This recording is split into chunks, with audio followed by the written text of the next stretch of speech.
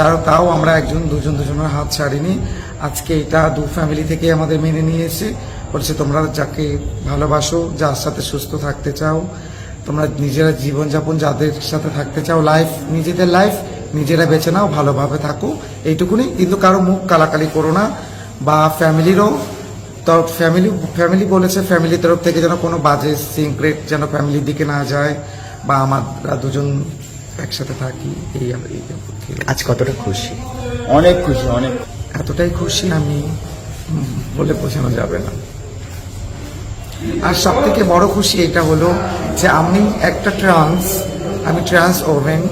তো এই আজকে আমি যেরকম পূর্ণতা পেয়েছি ভালোবাসা বিয়ে করে, এরকম যেন সব ট্রান্সরাই যেন এরকম যাকে ভালোবাসে তাকে যেন পূর্ণতা পায়। আমার এটাই বলা উচিত। রাস্তায় বেরোলো ভয় বেরোলো, বা রাস্তায় গেলে টোন টিটকারি এইসব যেন কেউ না করে। আমরা মানুষ, সবাই মানুষ, ভালোবাসার অধিকার সবার রয়েছে। তাই আমরা ভালোবেসে একে অপরের সাথে সারা জীবন থাকবো বলে দুজনের হাত একসাথে হয়েছে। খুব ভালো লাগছে। এটা আমার আজকের দিনের আরমান না, 9 বছর ধরে আরমানটা আজকে আমার পূরণ হয়েছে। আমি খুব খুশি, খুব খুশি, কি বলে বোঝানো যাবে না, এতটা খুশি আছে আজকের দিনে।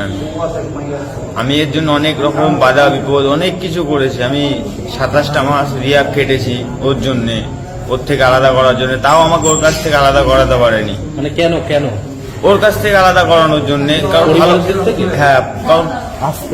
কারণ ফ্যামিলি চাইতো না, ঠিক আছে, একটা সময়। তারপর একটা সময়ের পর মেনে নিয়েছে সবই। তখন আমরা সিদ্ধান্ত নিয়েছি যে বিয়ে করবো দুজন। ফ্যামিলি সবাই রায় দিয়েছে, দুজনেই কাজ। শেখ রতনের রিপোর্ট, পিবি নিউজ।